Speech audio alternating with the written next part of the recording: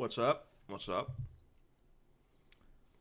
Starting out the stream. I just dripped water all over myself. I forget this thermos sweats a lot.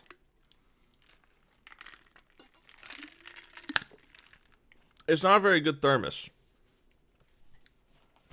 to be honest. I forget I gotta keep it under like a pot holder thing, which I think I have one somewhere in my desk drawer. Anyway, I did not move, but I moved around my room. So I've got a couple of things that I've set up as decorations here, and I'll probably do more. But well, you can't even see the top one. Let me angle it a little bit higher. It's funny looking at me in the bottom.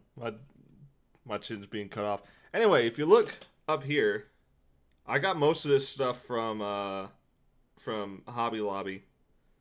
But this is really cool. I thought this was cool. This is basically like Star Wars, essentially, is what it is. But it's sort of, I guess, Japanese, because you got some Japanese writing over there in that corner. I'm not really sure. I'm not even sure if this is officially licensed merchandise, but I got it because it looks cool. And out of all of them I saw, that one was the coolest. Now, this is freaking sick. I love this. This makes sense for it to have like the Japanese stuff, because it's freaking Godzilla, man. But yeah, that was really cool. I had to grab that. And then this. Keep in mind, I've had this stuff for like months. I just haven't like hung it up because I just haven't had the drive to do it. This, which is like a recreation of one of the earliest Superman comics, and this also up here in the corner is very cool. It's Superman doing like this with his chest, and breaking out of the chains, which has now become the DCU logo before a movie starts, or shows. And then these two are just some comics I have. I have a lot of Batman comics. And I was like, you know what? Let's continue the pattern with the Superman thing. This is not a comic. This is like a wood painted thing, which is pretty cool. But this is like an actual comic, sealed, and it's got like the cardboard paper cut out from it. And I decided, I'm like, you know what? Let me just do that. Let me turn the music volume up real quick. We got something in the background to listen to. Anyway, so this is a cool Batman cover. I thought this was cool. Him swinging on the grappling hook and kicking. I thought it was a really cool one to use. And then Spawn, this one where he's Aura farming in the graveyard. I thought that was pretty cool. So I'm probably going to put some more stuff. I've got room for like maybe 2 more things underneath the Star Wars poster. And then maybe some more stuff down here as well. But the only problem is that if I put it down there, like, if I angle my camera correctly to, like, actually show me properly, the only problem is that, like, you can't see most of the stuff just because of the necessity of how the camera has to be set up and whatnot. And then, of course, we have the QD plate. The QD plate, my most prized possession. My grandma gave that to me many years ago after she passed away. The dog passed away.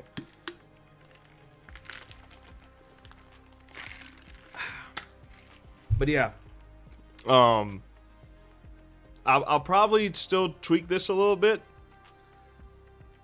but I just wanted to stream a little bit and show it off because I think it's pretty cool.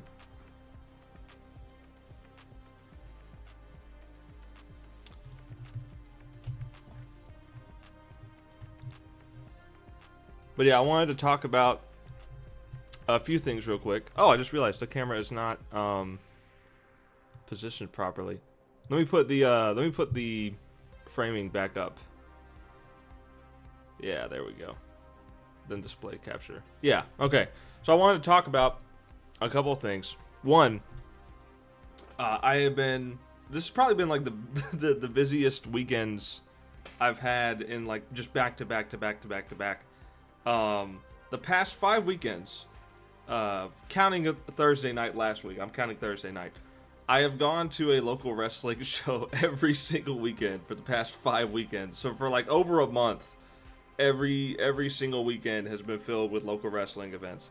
And like most of those, I've gone to film. Like I do the filming for it, and it's been a blast. I've been enjoying it. And some of those as well, I've been selling merchandise. This is where I whenever I talk about selling comics at local shows, this is what I'm talking about. I'm selling them at local wrestling events, and the trade-off is that I get the film in exchange for being able to set up my table.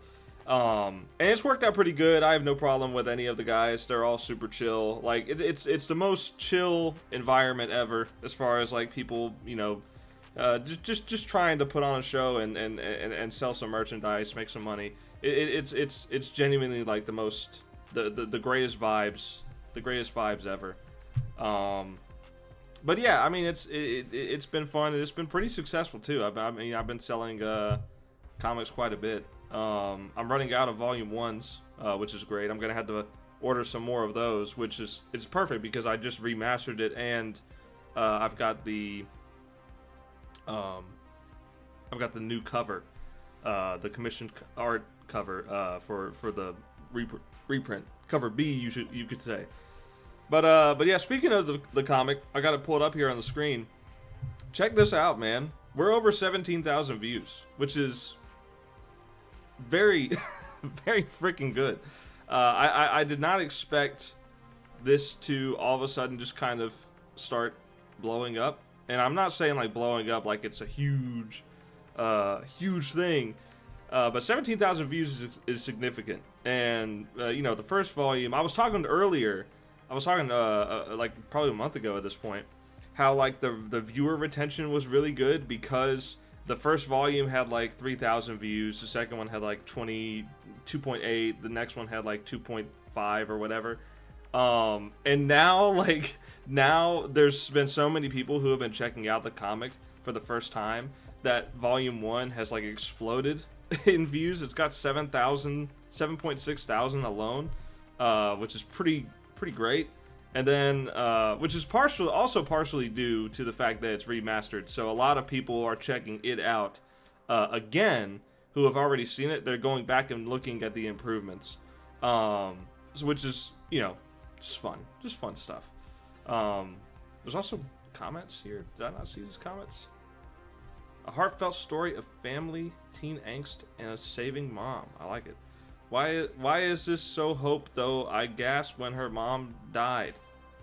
Why is this so hype? Oh, why is this so hype? I gasped. Okay. Let me reply to these. How do I do I do a? I can edit these comments? They aren't mine. Anyway, I cannot reply directly to them. But I'll say thanks. Thanks for reading. But yeah, I genuinely forgot that comments was a feature on Global Comics. I never checked it out. On Webtoon, the comment section is a lot more like YouTube. It's a little more well put together. Global Comics is a little more primitive, I would say, with how they do stuff. With comments and stuff like that. Like you can't like comments, you can't dislike them, you can't reply directly to them, like stuff like that. But yeah, this one, I mean, it's the first volume is like gotten a lot more views because of the remaster and because a lot of people have been checking it out for the first time, and not to be one hype moment and then they never come back. Volume 2 has also gone up in views. I was talking a little while back that it was at 2.5 thousand. Now it's almost at 4,000, which is pretty great. Following up from that, the dates do look a little weird because now Death Metal, the first volume, is September of 2025 and the second one is November of 2024. I'm sure some people will look at that and be like, oh, what? Huh? That's because I basically just removed all the old images and re-uploaded it as a new volume, even though it's like volume 1. So it's kind of weird. The dates are kind of weird, but it says episode 1, so I think people have figured it out. Like they probably don't even notice the date. they probably just look at episode 1 and it's the first in the list and just click in and start reading. But yeah, so this one's doing pretty good too. Devil and I is not too far behind, and then the brand new one is already starting to catch up pretty fast at 2.1. So I will say the physical copy of Volume 4, unfortunately, the company that I get to print it and ship it to me, unfortunately, the cover does not look as great as I want it to look. I think I went a little too dark with the coloring, because in digital, this looks fine. Like let me close this. In digital, this looks fine. Like, this doesn't look bad at all. But if I grab the comic, and show it to you like on the camera, it kind of just washes out all the detail that you can see subtly through the dark fog, and it just sort of, you know, it doesn't look as good as I wanted it to look, unfortunately. But it still, I still think it works. It just isn't as good as it looks on digital, unfortunately. But that's my bad. I'll remember next time to not use a dark cover again. But yeah, I mean, it turned out pretty good. The interior looks fine. Nothing wrong with that. It doesn't look grainy or anything like that. It looks good. The action shots look pretty good and all that. It all turned out pretty good. And yeah, so I've got those. I'm gonna sell them at the next local event I'm selling at, which will be October. And then there's another local event that I'm gonna be selling at. So there's two different events in October that I'm gonna be selling at, maybe more if I can find some kind of local Halloween type of thing. I could set up shop there if I can get that in time. But yeah, and something else with Global Comics that I realized, and apparently it's still trying to do it for some reason. For some reason, it's double page. Yeah, there we go. Yeah, I don't know why it does that. It defaults to 1 page, even though I tell it in the settings to default to 2. For some reason, it keeps defaulting to 1. But yeah, so like I fixed it to where all the comics now start with the cover, and then you turn the page and it's the split page thing like it's supposed to be. Another thing with this, if I could scroll through it real quick, if I can get to the moment. Yeah, so this looks good. This looks like really good in digital because it's this double page spread, and you got everyone from the ground pointing up and saying like, look at that. And you see V flying out of the skyscraper. The only thing is the way the comic creases. You have to fully open it. So like if you just have it like open, just sort of like this, where the comic's sort of bent at this angle, you have to kind of fully open it to where it's more bent like this, and then you can see it. You can see it, so I still think it works. But I think for the future, I'm gonna, like, for instance, if I were to redo this, if I were to reprint it or whatever, I would have this. I would have the explosion instead of, like, let's say this is the center of the pages. I would have the explosion a little bit more like off this way or off this way, just so that it's a little more clear and you don't have to open it up that wide. But yeah. Other than that, I think Volume 4 looks really good. I think it turned out really solid, and thank you guys so much for the support on that. It has been really, really great, really motivating to see all the recent viewership and support for this. It's just been really fun.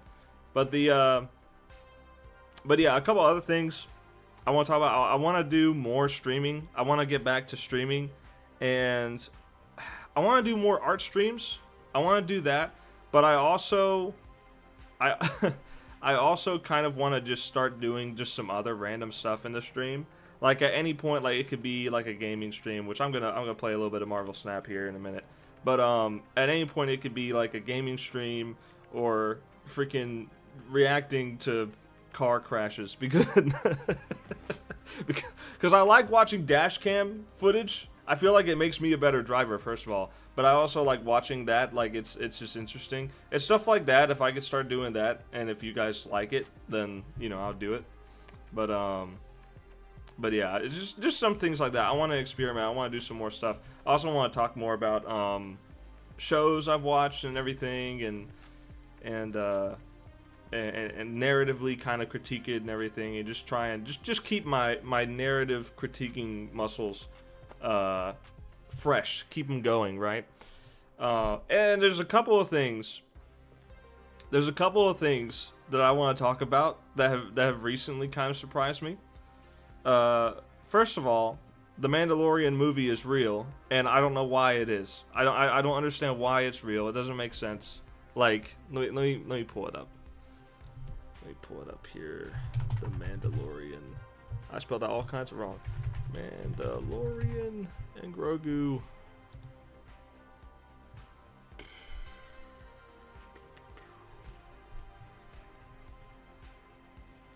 Internet being slow for no reason. Why? Yeah,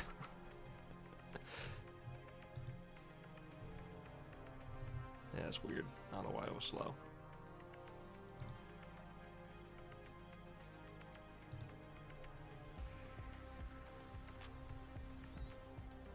But yeah, so like the main critiques have been like, there's no hype for this movie whatsoever for me. And the reason why, and I'll explain why. The reason why is because there's nothing story, there's no story elements to this trailer. I mean, absolutely nothing. There's Babu Frick from Return of the Jedi, not Return of the Jedi, Rise of Skywalker.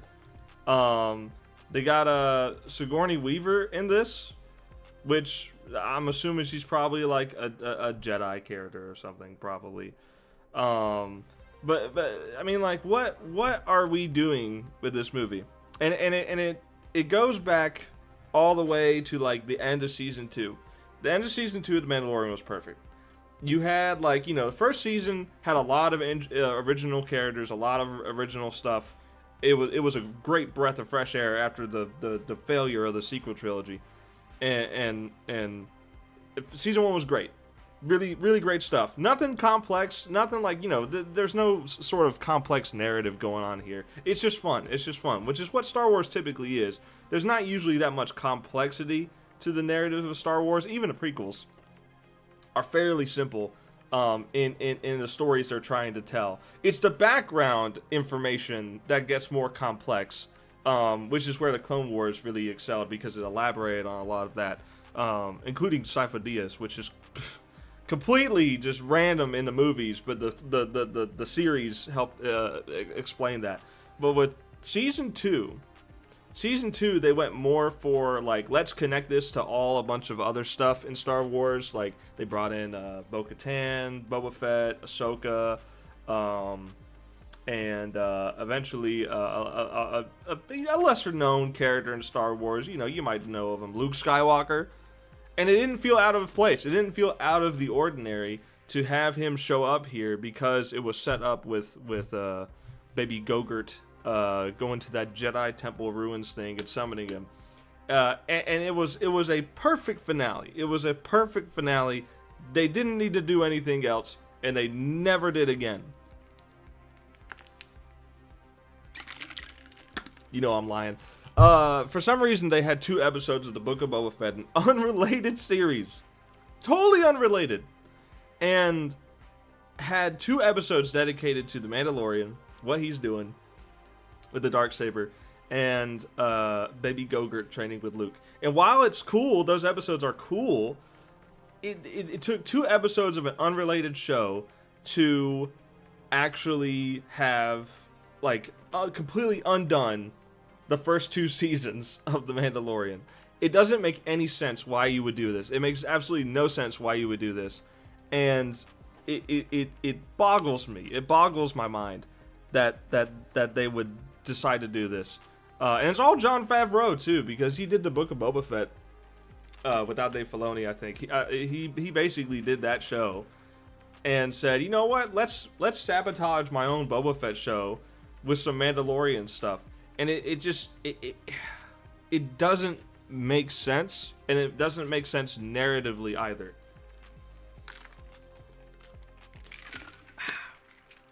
But the thing is, if they had in season 3, over the course of 8 episodes, built up to the change where Grogu decides to reject the Jedi training and choose to hang out with Papa Mando forever, then I would have gone with that. I think I would have been fine with that if they developed it over a season. But instead, they developed Gokert over a single episode and Mando over a single episode, and they just took up 2 spots in the Book of Boba Fett.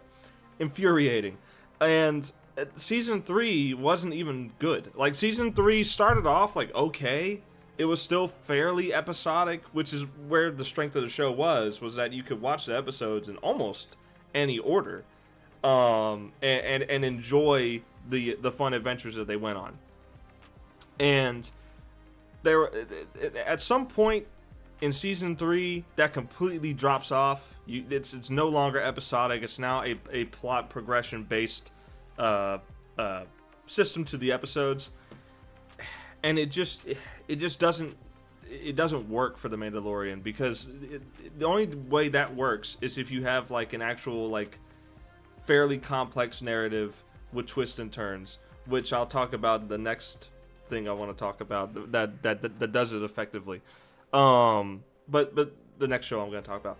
But the Mandalorian season 3 completely sidelines Mando for Bo-Katan to be the main character. And if they had just made a mini series with Bo-Katan, I don't think fans would be disappointed at all, because people like Bo-Katan. The fans of the Clone Wars love her character, love almost any character from the Clone Wars, and for her to get her own mini series like Kenobi, I don't think anyone would have a problem with that. And even with the way the show was written, it's still sloppy. But I don't think it would be nearly as despised as it is now if it was called Bo-Katan or whatever, or The Rise of Mandalore or something like that. It would have been a lot more, I think, well received. But as it is, it's just not a good season. It's terrible. It's terrible. It's very unorganized. It's very just. It feels just wrong. It feels like it doesn't even have to do with the Mandalorian as a character anymore. And I've always thought that this would have been a better idea. This would have been a better thing for them to do. Have season 3 be like an episodic, have an episodic feel where every single episode it's Mando trying to, he's staying on the run the entire time. He's on the run the entire show. From people who want the dark saber from him. I almost call it the Dark Star Saber, which is a Transformers thing. But like one of the episodes could be him running away from and battling Paz Vizsla, who would have this decked out ship full of weapons. The guy's like a walking arsenal. He's got every weapon you could imagine to try and like hunt down Mando, and that, I think that would be his flavor of combat. Would be, he's just the weapons guy. He's got everything you could imagine to hunt him down and get this Darksaber. The next episode could be Mando running from Bo-Katan and her people, and narrowly escaping or having a moment where like Bo-Katan has to give up the chase to help her crew or something like that. Otherwise, she'll be seen as a bad leader and whatnot. The next one could be focusing on Moff Gideon escaping and trying to chase down Mando to get the Darksaber again, because he wants to control Mandalore. And you don't know why yet. You don't know why he wants to do it yet. But you will eventually, because by the last couple of episodes, then we can go back to Mandalore and find out that the Empire has had like a secret base here for like cloning purposes and whatnot. And I feel like if it was all done like that, and eventually after like a couple episodes of this, you have a moment where all the factions are together and they all unify against Moff Gideon and force him to retreat. Or better yet, to add some drama, he gets the Darksaber and runs off to Mandalore. And at this point, you know, you've got the blacksmith, I forget her name, but you got the blacksmith from Mando's tribe, who basically, like, has the same character arc that she has in season 3 currently, which is not a bad arc. Where she's like, you know what, we might all have differences. We might think of being a Mandalorian differently in subtle, you know, distinct ways. But we are all Mandalorians. And right now, an imposter has the sword and is occupying our planet. We need to take it back. Whether the air is toxic or not, we need to go there and do it. And so they go there and eventually basically find out that the air is not toxic, that's been a rumor that the Empire has, you know, perpetuated for their benefit, to prevent people from going to the planet. And you can even have the first episode of season 3 be the episode in the Book of Boba Fett where he's wandering around with the Darksaber and ends up injuring himself and has to defend it from Paz Vizsla. That could be the first episode, and I think that would genuinely be a much better season than what we got. And while this is happening, while the main plot of Mando being on the run from the rest of the people after him, while that's happening, you also have cutting to scenes of Gogurt training with Luke Skywalker and you know, slowly regaining some memories, and also like regaining some abilities and learning new ones and stuff like that. And over time, you get to see Luke talking with Ahsoka and stuff like that, saying like, hey, I don't think this kid is really ready to be a Jedi. I don't think he wants to be here. His heart is not in the right place. What am I supposed to do? And then Ahsoka tells him to like give him a choice. And that's when in the finale it would make the most sense for R2-D2 to fly him out there to Mando and do that and reunite. And then the end of the finale plays almost exactly the same way, but with better build-up and with more tension, more impact, I would say. And I feel like that would be good because it would still maintain the episodic feel for the first half, and then the second half of the show locks into the narrative of fighting for Mandalore. I feel like that would be a whole lot better. Of course, you would have to change the Book of Boba Fett, how it ends with the Rancor being tamed by Gogurt. And yes, I know that's not his name, but I like to say it anyway. I feel like that could have been a whole lot better. And so because season 3 was bad, I have no interest in this movie. And this movie has not introduced any story elements whatsoever. It has only introduced 2 new characters. And that, not even new. One new character, which is Sigourney Weaver. I don't know who she is. And then the second new character, or somewhat new character, is Rhoda the Hutt, which is that baby Hutt in the Clone Wars movie that everyone hated. That baby Hutt. Now he's grown up to be like super jacked, which is funny. I like that. That's fun. That's new for a Hutt to be jacked instead of a fat slime. And that's it. We see Zeb in one scene from Rebels, but that's it. There's nothing else. There's absolutely nothing else. There's no plot to this movie whatsoever. I don't know what it's about. I have no idea what it's about from the first trailer. And that's bad. That's a sign to me that this movie has no plot, or it has no good plot, and they're not confident in it.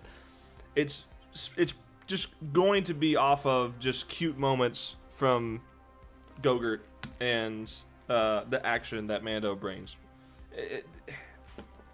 I'm not excited. I'm not excited at all for it. It does not allure me whatsoever.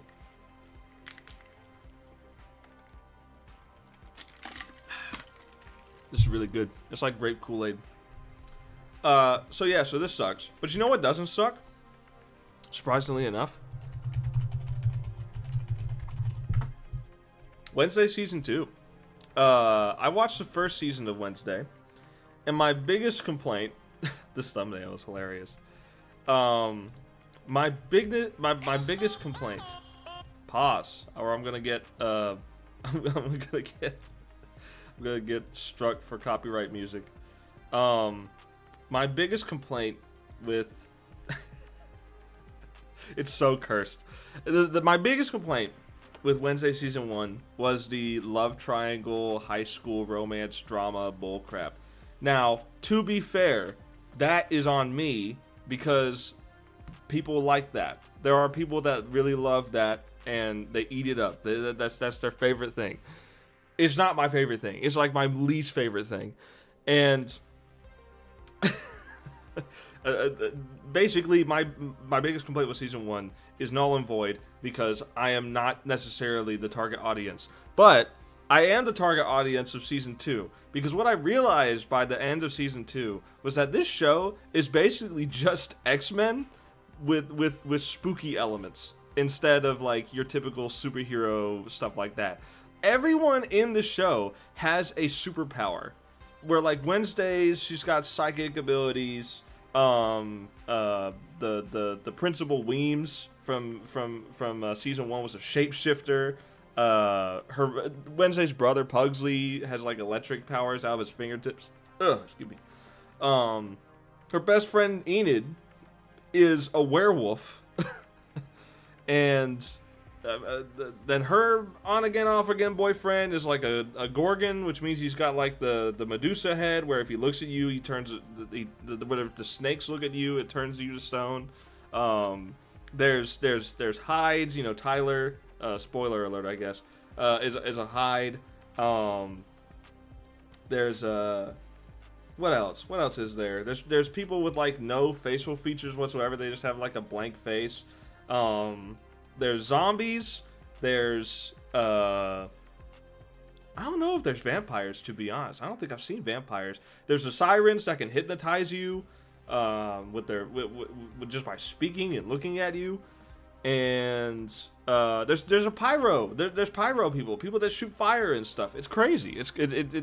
All of this show is basically just X-Men. And they also have like the Outcast, which is what they're called. They're the people who have powers. They're called Outcast, which is basically just mutants. And they have the same stigmas in society. They have the same themes of, you know, sort of, I guess racism. And it's all very similar to X-Men, but it's fun. It's a fun show. It is actually like really fun to watch, especially season 2. I think they improved a lot of the issues that they had with season 1. It doesn't focus on love triangles that much. There is still a little bit of a love triangle, but it's not that bad. So even my biggest complaint, which was not like an actual like criticism of the show really, even my complaint is diminished.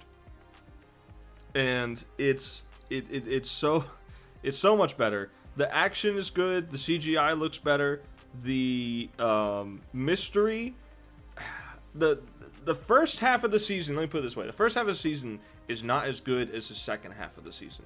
I don't want to spoil too much, but the first half, the mystery of who the villain is becomes fairly obvious, and they try to do like a double red herring, which, you know, for mysteries you gotta do red herrings and stuff like that. Of course you do. They did it with the first season, but with season 2 they have like 2 characters that could very much easily be the villain, and then there's a third character that you don't even really think about, but I did. I did, and I was like, I hope it's not this character, and it was that character, and I'm like, that's disappointing. I don't find that character very compelling. There wasn't really a lot of build up for that first half of the plot to have that plot twist the way it's done. It's done very effectively. Like, it's very like creepy in the way they do it. It's brutal in the way that the killer does the killings, similar to how the Hyde was killing people in season 1. But the main reason why the first season, the plot of who the Hyde is kind of bad, not necessarily bad, but it's very easy to figure out, is everyone in the show has one power. No one has two powers, and that stays consistent through season 2. So the person who's doing it, you basically have to assume the person who's doing it is the person who has no powers, and they're just lying about not having powers.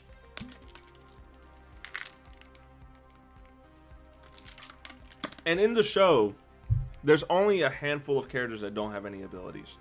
So it's very limited.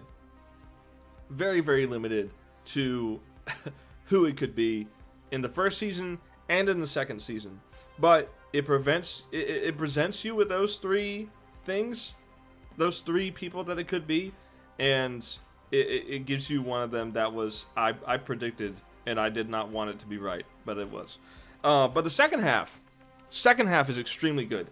You got a lot of focus on Tyler, his character, and how he's more of a tragic character than you first initially thought. He's a lot more of a victim. He's shown to be a lot more of a victim in this season than he was in the first season, even though in the first season he was also depicted as a victim as well. But he's much more like, it highlights much more the sympathy for his character. And I think it's going to be interesting with what they do in the future going forward if season 3 gets greenlit. I don't know if it is or not. But yeah. And the cast continues to be pretty good. There's a few people that are like, but for the most part, like, everyone is excellently cast. And there's a couple of twists this season that I think are fairly obvious. A couple of them that were decent, but there's one that I'm not going to say that I wasn't even expecting. And this is really good. The best kind of twists are the ones you don't expect. But you can still see the hints when you look back. And there's a huge hint for this that you don't even realize is a hint. It's so good. It's so well done. It's so awesome. I love it. It's a great moment, and it caught me off guard. It actually got me. I will admit that Wednesday actually got me. But yeah, good character development. There's a new character that's basically her stalker, Wednesday's stalker, and she gets a lot of development throughout this season. Where originally I'm like, she's kind of a weird character. I'm not really jiving with her that much, and then they hit you with a little bit of sympathy for her, and it's like, dang it, she's not that bad. She's just kind of weird. She just needs a friend, and it's very satisfying how they pay it off at the end. And also, one of the main antagonists, the way they kill him off, super satisfying. I was hyped. I was like, I jumped out of my chair a little bit. I'm not gonna lie, it was so good. It felt very satisfying to see him die. But anyway, I'm not gonna spoil anything as far as like major details. I've already talked enough. This show is actually good. This actually improved on the first season, I think. Even if it has sort of become X-Men but spooky, it's still, I think it's an improvement over the first season, and it remains an interesting take on the Addams Family. It remains something that's totally different from anything in the past. And Jenna Ortega's a great Wednesday. She does a really good job. All the people that were cast as the characters for the Addams Family itself are all really good.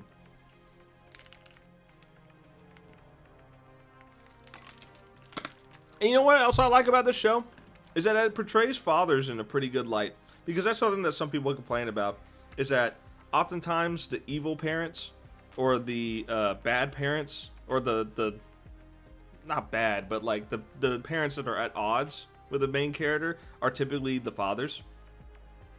And in this show, they actually, the tension is actually between Wednesday and Morticia, her mother.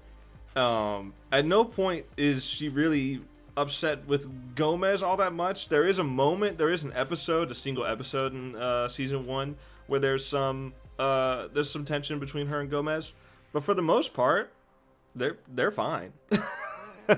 and especially with Pugsley and Gomez, they're fine.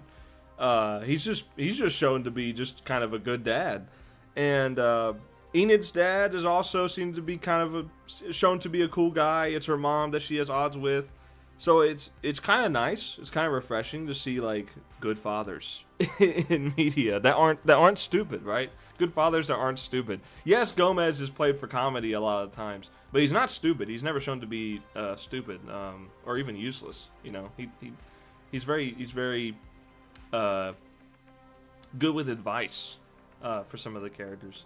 So it's just nice. It's just something I've noticed. It's nice. It's cool to see it.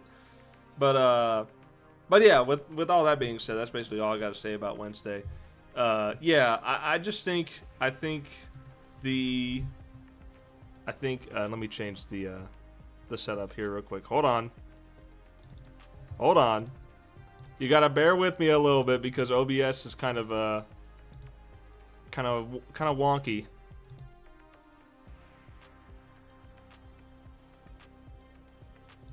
There we go. Okay. I'll play some Snap. Zugamesh. That's what I've been playing.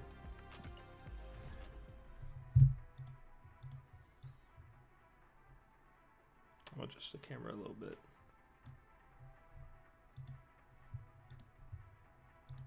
Edit, transform, crop the bottom by 50. Make it 40. Boom. There we go. On top of just talking about some stuff, I wanted this stream to kind of be the calibration. Like, this is how we recalibrate the settings and everything in OBS and all that. Stark Tower. Okay, that's not bad. That's not bad. I like this ability. This effect is really good. I think I will play this first. Howard the Duck? Okay. Makes me think it's a Spectrum deck. I also still had to work on the lighting. I had to work on the lighting a little bit. Let's do this.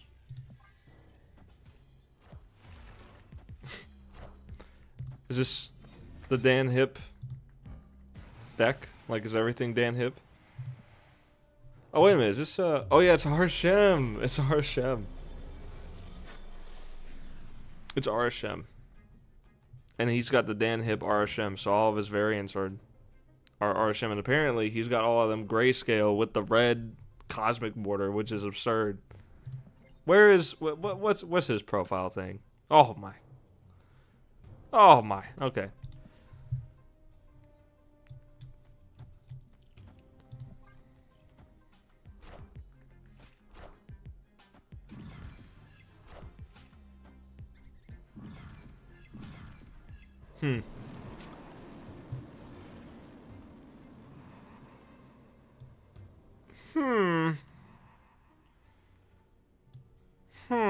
What an interesting dilemma.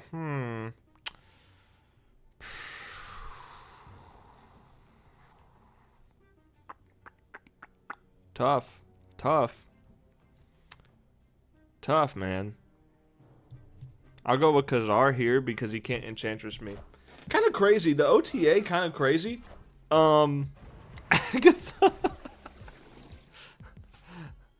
How did he play this on turn 4? Oh, because Titan. That's right. Titan dropped the cost to 5, and then Arishem drops it to 4,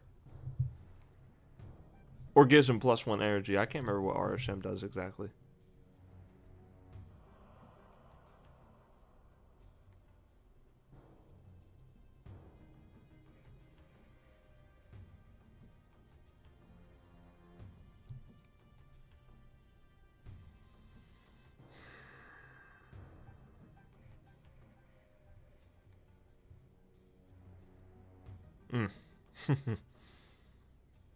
I think I gotta do this.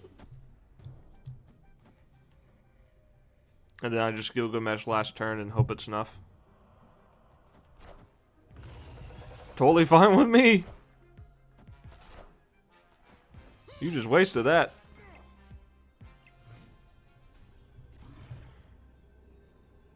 Yeah, and then I just Gilgamesh and win. Snapping. Because I won't win Rocket Pad, but I will win Kiln, because Dazzler's just going to get an extra +2. Yep.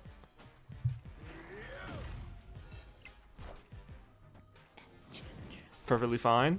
Didn't I tell you Enchantress, by the way? Didn't I tell you?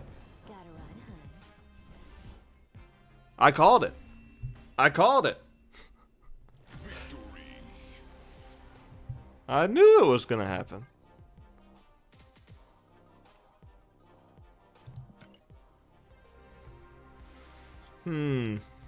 Not bad. Zugamesh is a pretty solid deck right now because Killmonger is not raining.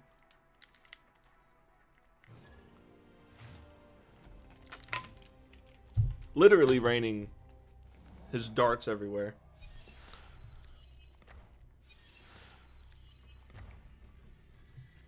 Silver Surfer?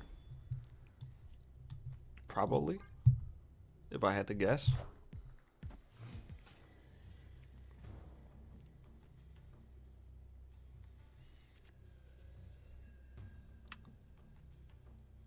I don't like Sanctum.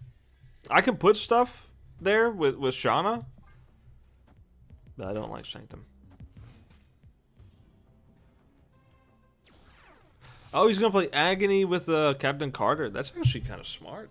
I haven't thought about that.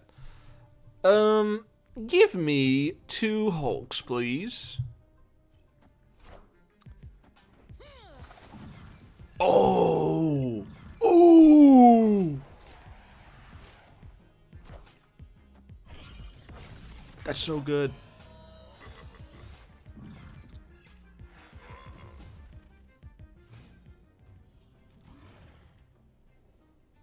That's pretty freaking good.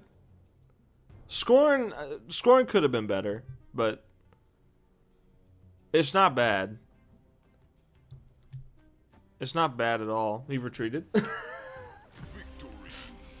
Understandable.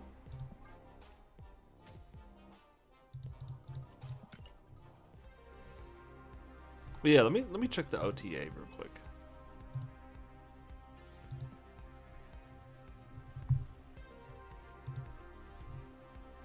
Yeah, we will be reverting to the previous versions of the following card. Oh, Killmonger was included in that. Oh. Still, I haven't seen a lot of Killmonger, so I'm gonna keep playing. I'm gonna keep playing Zugamesh. I had made a suggestion for Killmonger to be like, hey, instead of destroying all one cost here, what if it destroyed it at the other 2 locations you didn't play him at? So if you play him in the middle, he destroys left and right. Play him on the left, he destroys middle and right. Play him on the right, he destroys middle and left. That would make it to where the deck I'm playing right now wouldn't get totally destroyed by Killmonger. But it would still be a huge counter to it. Cosmos back to 3, Shadow King's back to 2/2, Elias back to 6/9, and then Red Guardian's back to 3/2. Negasonic and Enchantress, I think they're fine. I don't like Enchantress as a 5/8 to be honest, but or 5/7, I can't remember. Yeah, I don't know. I mean the deck with Cannonball is completely dead. The Cannonball Mercury deck is so utterly destroyed. I don't think I've ever seen a deck be destroyed more than that. But what's interesting is that Shang-Chi still only destroys 1 enemy card. Which I think is good. I think that's fair. I think that's a fair place for him to be. Bringing him back to 4/3 I think is fine too. There was nothing wrong with him. I don't know why they nerfed him to 4/2. It doesn't make any sense. Colleen being a 2/3 is annoying. Very annoying, but okay. Then Agatha going down to 6/12. They're definitely hitting the Agatha discard deck. For sure, that's definitely what they're hitting. I still think that deck is pretty good. Stardust.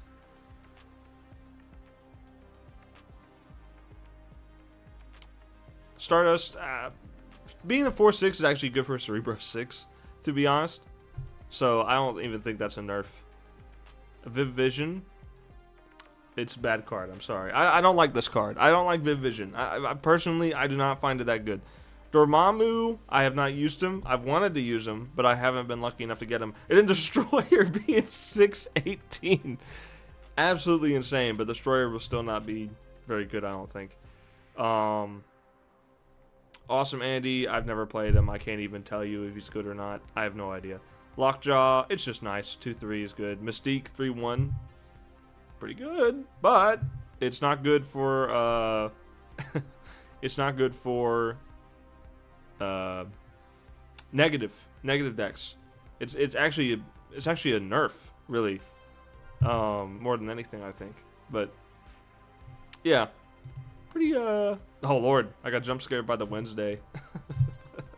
By the Smiling Wednesday, which, by the way, that you've probably seen on promotional material for it. Like they do a body swap, which is a really good trope for it's a really good trope, and the reason why is because it allows the characters to understand each other.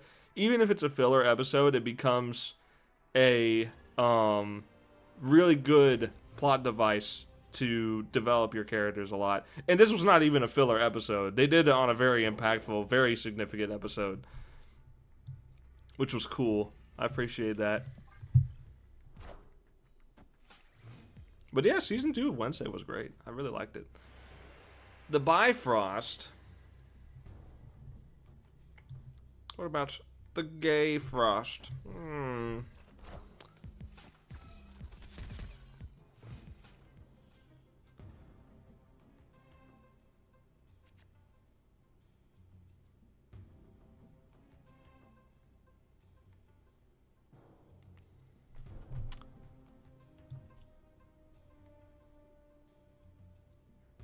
Bifrost is actually going to be really annoying.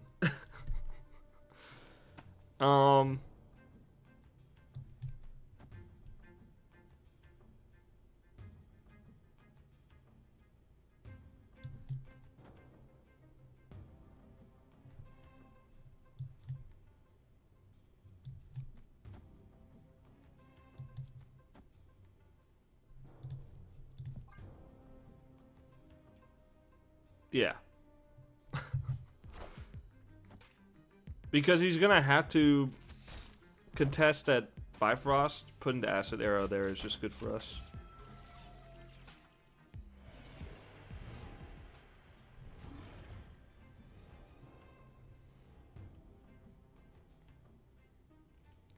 It's just rough, man. It's rough.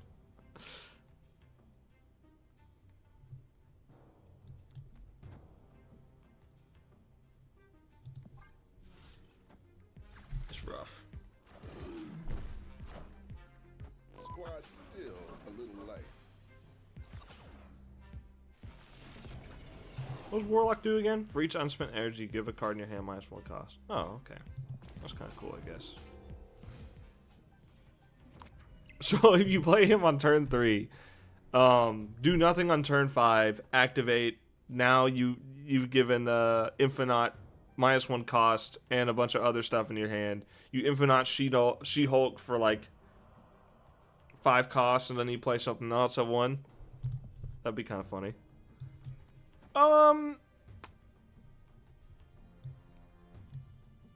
I think I will do this.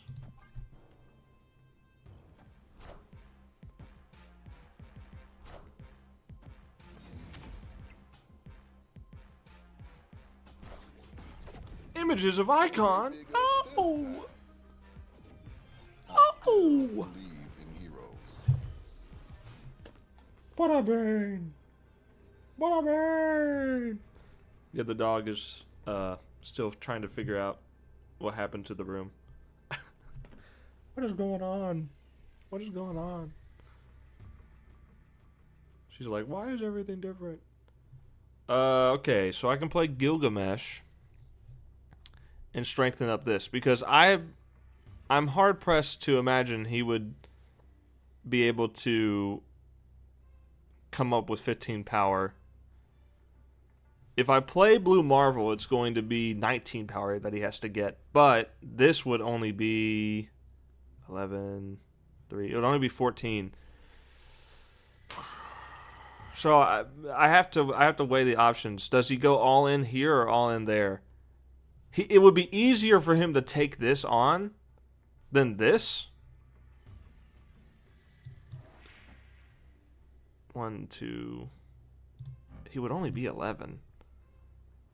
But 20 is much better than 14.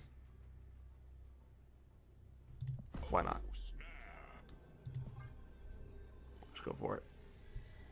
If I was insane, I would play Shauna, but I'm not insane. I'm not crazy.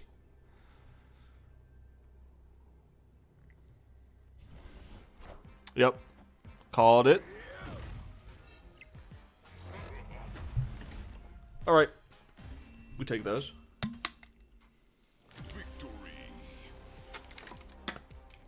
We take those. That's pretty good.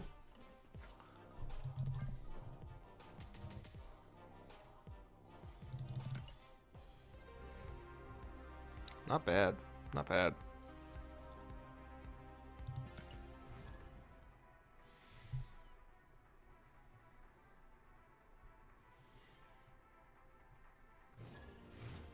Also been cleaning a lot this morning.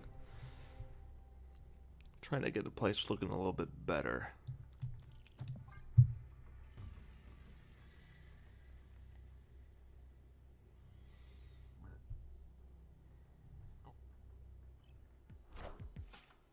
Nothing, turn 1, okay.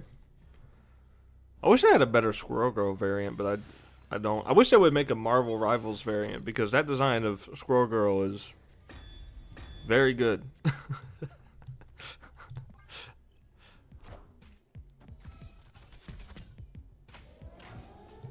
This Kate Bishop is kind of similar to my art style a little bit. As far as proportions go, obviously, like, there's a little bit more detail in it.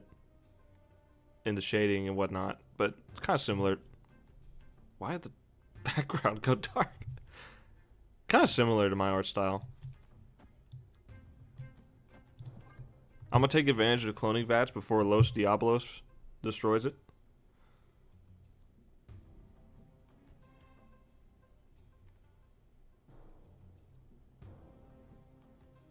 I like the Deadpool Diner event had a location called Los Diablos Sauce. That's really funny. It's pretty good. And instead of ruining a location, it turns one of the locations into taco stand or taco truck. Cloning Vats lives another day. Okay.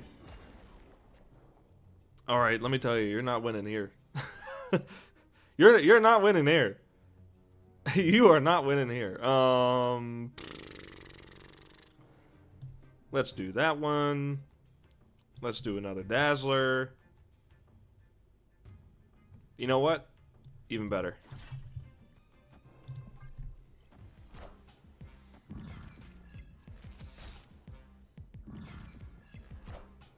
The acid arrows may only be -3, or -2, I mean, but it's the fact that it's taking up a space that makes it so valuable.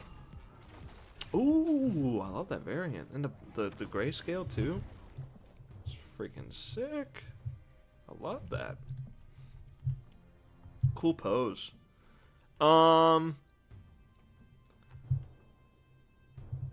I think we go Shauna. No. Let's do Mockingbird and Dazzler here.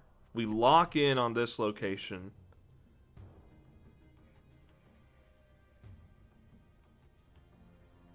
Get another Mockingbird, another Dazzler, and the Mockingbird will be free. And then we Gilgamesh Mockingbird last turn. Or I Dazzle again. Because Gilgamesh is not going to get that much of a boost, to be honest. It's only boosting by 3, so it's going to be a 12. Might as well play Blue Marvel. I mean, really.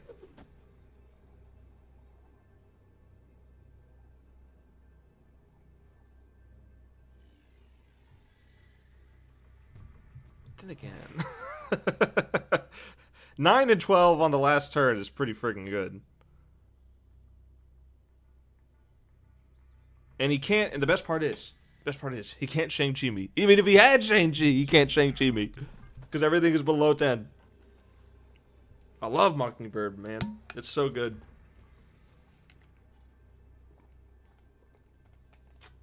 Especially in this deck.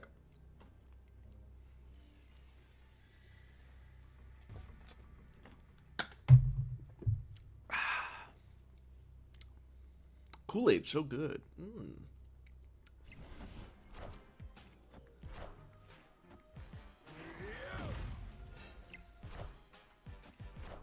And it's sugar-free. This came out of nowhere. I don't know what deck he's playing, by the way.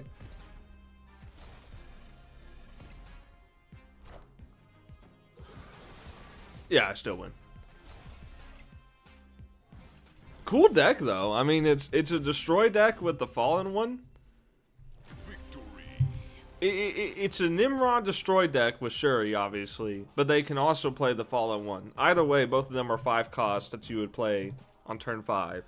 So, I see the vision, and I even see it with Viv Vision by getting the +1 power to the stuff in hand. I understand that. I think I get it. I think I get the goal of this deck. It does look fun. If I had the Fallen one, I would try that out.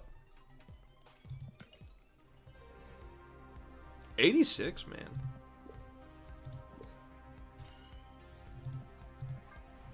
Ooh. Ooh, that was cool. What deck could I put that on?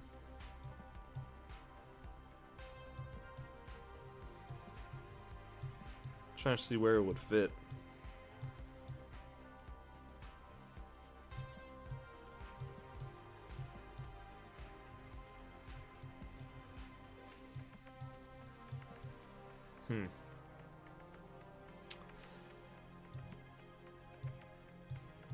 I don't know. I mean, I could just put it here. Why not? Looks cool. Alright. More! More!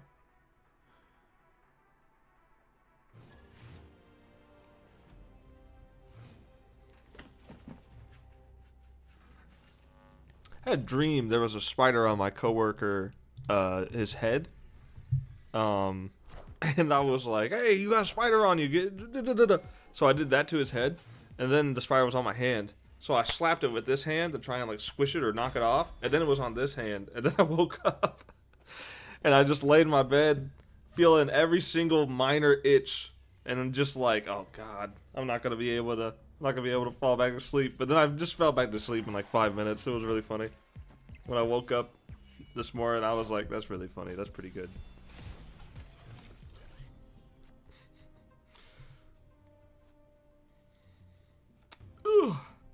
And the thing is like, the position of the comics in the background is perfect because it's just above the camera. The problem is that you can't see the comics because the position of the camera. So, honestly, I'm just gonna Shauna here immediately.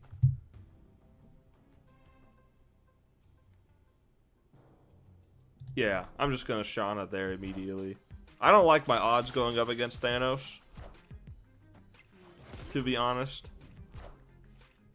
America Chavez is really good too, by the way.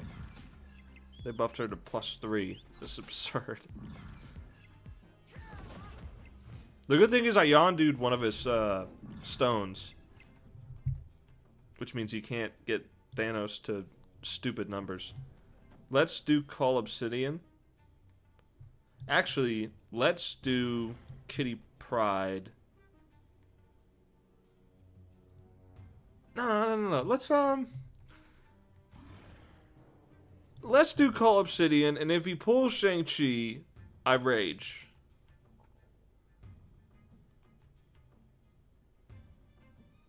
That's a dumb idea. Let's just do this. Let's just do this. Because he's running Shang-Chi. It's Thanos. They always run Shang-Chi.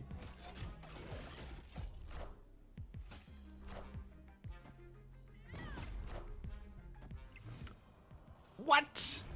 What? Why? Why? Why would you do that?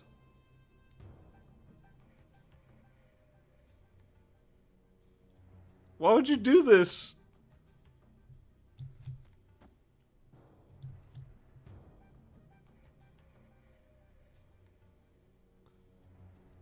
I kind of want to change the location, to be honest. Also, he has not played a card to pull down one of mine yet. Yeah, you know what? I'm going to play it. Yeah, okay. So he's going to auto-lab me this turn. Jean Grey! Cosmo! Perfect, thank you. Best case scenario. So now I just gotta lock in and beat Necrosha and that in one turn. No pressure. Oh, the first card, so now I'm gonna change Mojo World. Okay, well, you know what? It's not gonna matter because Mojo World, it doesn't matter. We're both gonna tie there because I'm fighting a Thanos deck. The problem is that Necrosha is not gonna have a lot of power to it. That's the biggest issue. Biggest problem. I think I have to go Black Cat. Thank you. I was like, why can't I play him? Please? Please let me play him. I'm not snapping. This is too close. 23 power is pretty good. Be a good location, please. Fine with me, I guess. It doesn't really do anything. 12 power, not bad. Oh!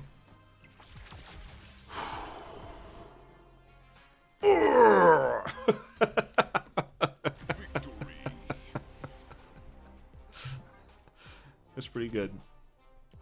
It's pretty good. It's going pretty good. Heck yeah. More gems.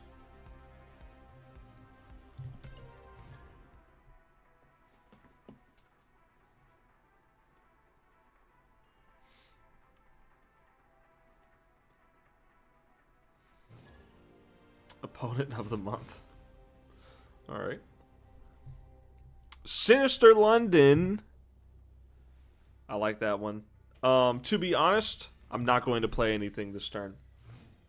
I'm going to skip it because I'm going to fill up locations fast. I have to choose which ones I'm going to use. I'm going to play Rocket at Sinister London. And hope he plays something at Sinister London as well, because then I'll get to... No! No! Okay, at least I got one. Cerebro 3?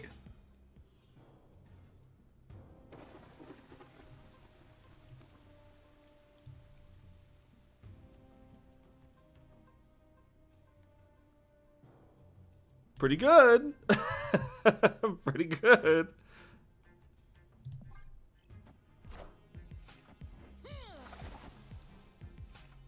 And Hydra Bob. I hate the blade took out Dazzle. That's annoying. But that's certainly not bad. After you... Oh, this is perfect. This is perfect. Oh, wait, no, because I can't play the other cards. Oh, that sucks. Oh, that sucks. Okay,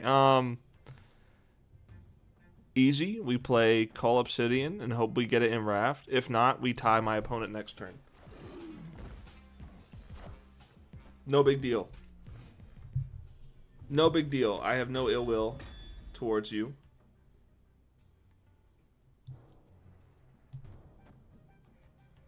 I can't play. I can't play Squirrel Girl. girl. It'll ruin me.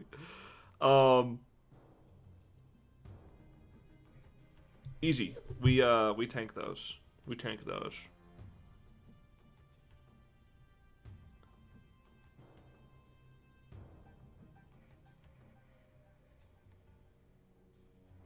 I'm doing it. I'm doing it. I'm doing it. I'm snapping. I'm snapping.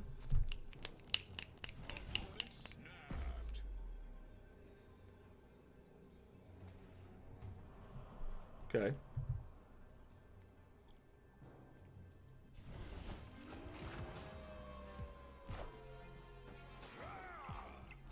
That's pretty good, to be fair.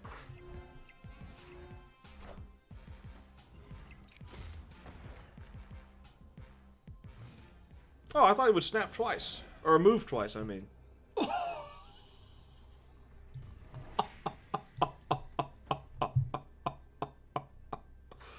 He has no idea. He has no idea. He has no idea.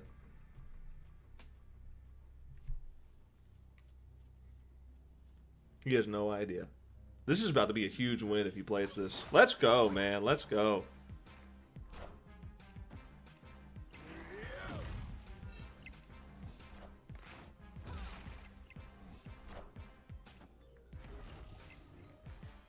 Mystique. Okay, this is bad. It's still... It's no longer doable. Oh my god. Oh man. No. No. Oh, so close. Alright, I'll give you the fist bump on that one. Ah. He was the opponent of the month. Dang. Okay. That was good though. I'm tempted to get Omega Red. What is she? Is she a 4-cost? She is a 4-cost. 4-cost? What am I talking about? She is a 4-cost, but she's a Series 4. So I'm gonna unpin Mole Man. Then again, do I really run Cerebro 3? I don't know. You know what? Yeah, unpin. What's stopping my Zuka Mesh from being as good is because I don't have Marvel Boy. If I had Marvel Boy, that would be significantly better. What would I take out though? What would I take out though is the question.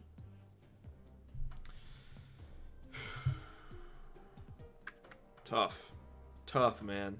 It's so tough. I think I would probably take out Dazzler. I think I would take out Dazzler. Excuse me. But yeah, let me adjust my decks because the cards got updated. Oh, Bullseye. Nah, that doesn't have anything different. It's called no Bullseye because I don't have Bullseye. You know, honestly, if I get Bullseye before it offers me Omega Red, I'll take Bullseye. Cerebro 4. Anyone no longer 4? No, I'm good. Dracula. What you got? Nothing to change here. I'm just going through my decks and seeing if anything needs to change.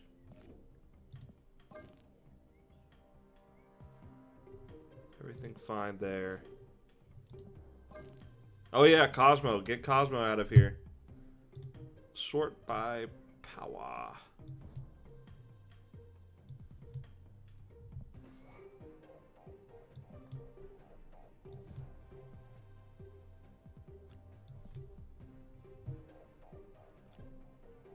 Okay, we're almost there. Almost there. Okay. I can't put Galacta in there. I can't. I could put Cannonball. I could put Cannonball in there.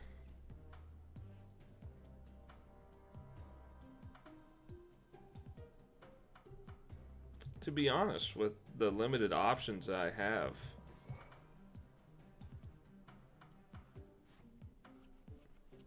Cannonball might just be the move. Literally.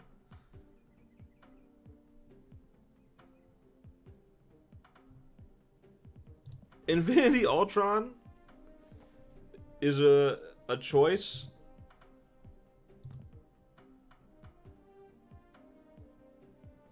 That's not gonna work.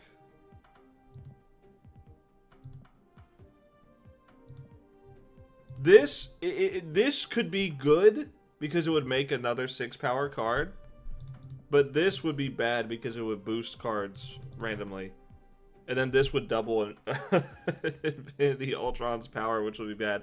So there's 2 bad cards and 3 okay cards and 1 that's good. I don't think Infinity Ultron's worth it. I think War Machine is worth it, especially with Zabu already being in the deck. I think War Machine's worth it. Cannonball, it's 5 cost, so it's hard to make it work. It's very hard to make it work. But yeah, I think that's solid. I mean, there's just not really any other good options, unfortunately, as far as 6-power cards. Now I could probably go back to energy, go to 1. I could probably. Oh, wait a minute. That's a 6. That's a 6. That's not bad. That's not bad at all. Okay. Okay. So I think that works. Cosmo for a while was a 4/6. So I was running him in that, but then they changed him back. Nothing in here. Nothing in here changed. Asgard. Nothing in Asgard changed. Though I miss Pedro. Fantastic. I miss him in this deck. Rest in peace. Negative Gore. This is no longer a negative card. This is no longer a 0-power card.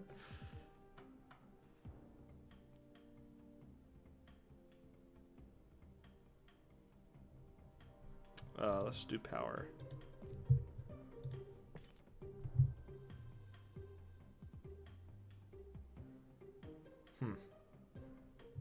This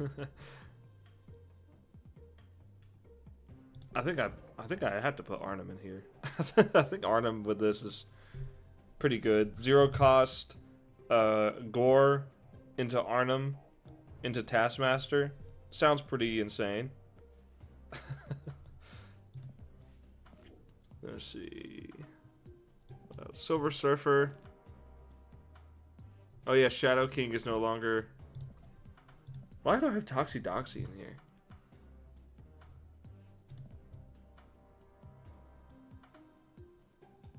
Why do I have her in here? Let's go with 3. Though it would be nice to have a 1-cost card to play.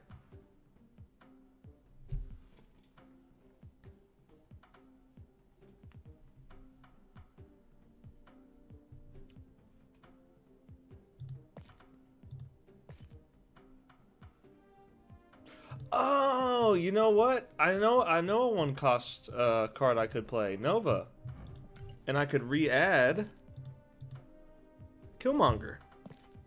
Where's he at? There he is. Yeah. There we go.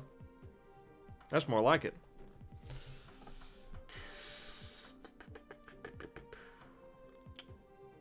I could also play you know what? I kind of want to try that. I kind of want to try the Agony play.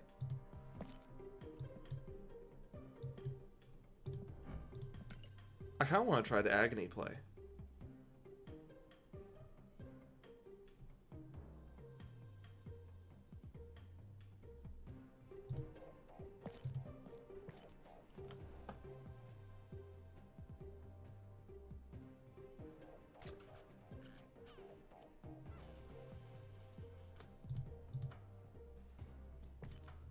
And then Where is she? Where is America? There she is. Play her. And you know what? Where are you? Girl Vision, there you are. We'll upgrade you just because the barrier will be green. The frame. Very satisfying, very fitting. Who do I take out? Who do I take out? To be honest, I don't think Absorbing Man fits in this build that I'm starting to make. The build that I'm going for, I don't think Absorbing Man works.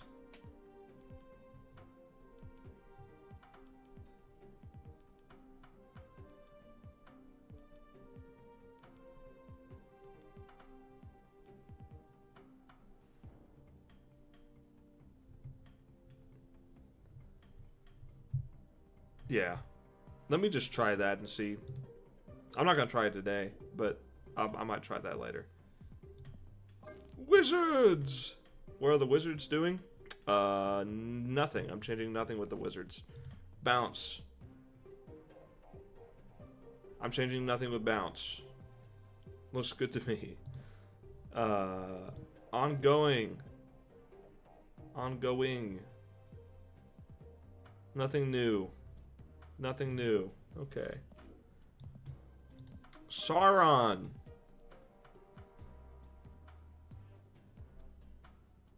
Nothing new. Nothing new to change here. Agent Venom. Also nothing new to change here. Though Pedro getting nerfed is kind of annoying. You know what? You've been removed. Give me... Let me scroll back up to the top first. Give me the lowest power. You have... What to put in here? Adam Warlock is pretty cool, to be fair.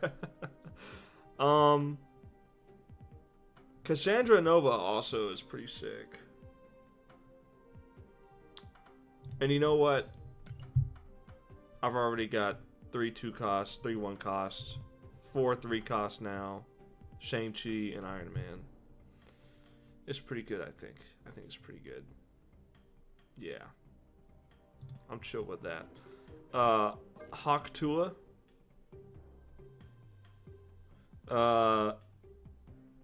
Almost the same deck. Almost the exact same deck. Let's get him out of here. I put him in there when he was a 2 cost. And I just haven't updated this deck. I haven't played this deck.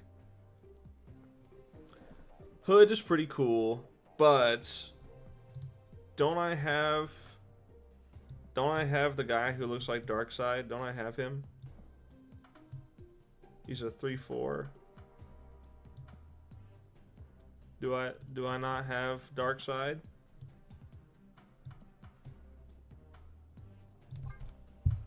Rock. I do not have him. Okay. What do I add? It's gotta be low power. It's gotta be low. Sort by power. Because that's the whole point of this deck.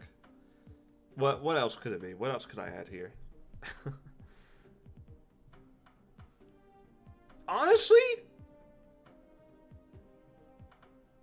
Honestly, a Hawk negative deck sounds like it goes insane. Oh, wait a minute, what's the rock dude? Rock Slide. There he is. I guess I just add him. 4/5. Give me more rocks. But the only problem then is Thena. I need more low cost cards.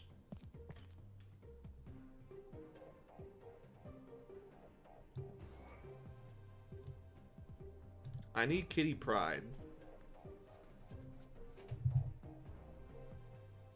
Yeah. Okay.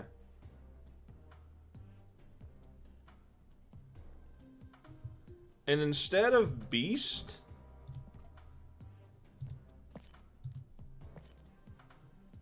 I might just run Falcon. No, not you. The other Falcon. Where are you? There you are. Yeah, I might just run Falcon. Because I wouldn't really want to add any of the others, except for Nova.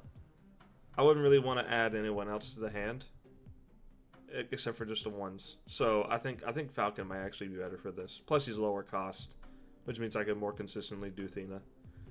Yeah, that's probably fine. And then Hela, I don't think there's anything really changing with Hela. No, it's just a Hela deck. It's hella good. Destroyer, I call it Destroyer, but I don't run Destroyer. Maybe I should make a Destroyer deck now. Let's see. Also, I don't have the Fallen one, right? He's a 5/5. Yeah, I do not have the Fallen one.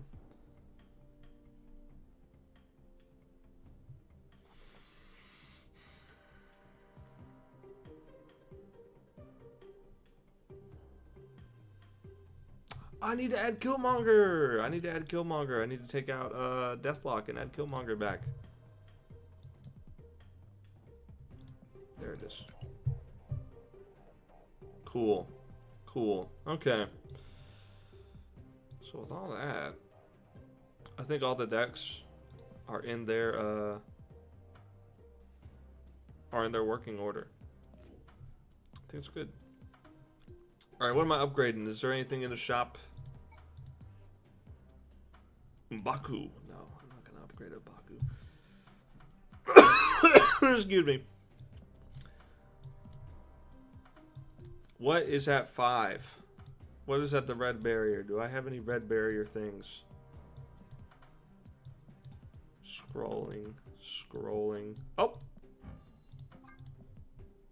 Congratulations.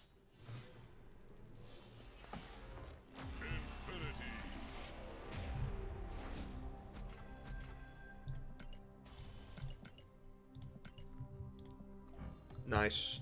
And what's the split? Yeah. Not really good. Mastery. Frosted Glass might be better.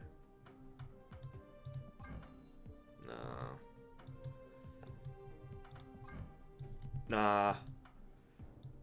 It's better with the basic background and the red effects.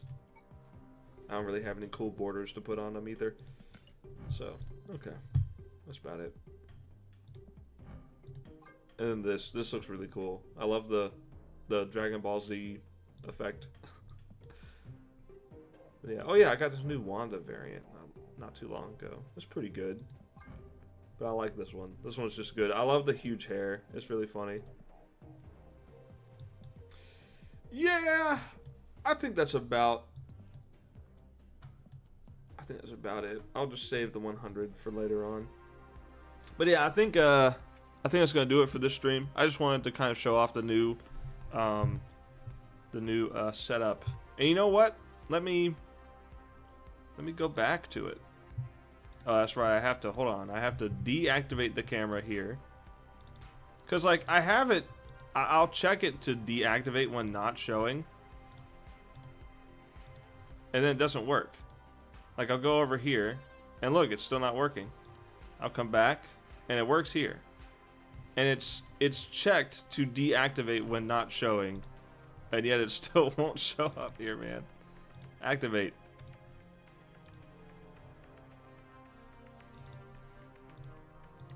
I had to like physically like every time I switch it over, I had to tell it to activate manually instead of automatically doing it. I don't know why it does that. It's always done it. But yeah, one more time, show off the new setup.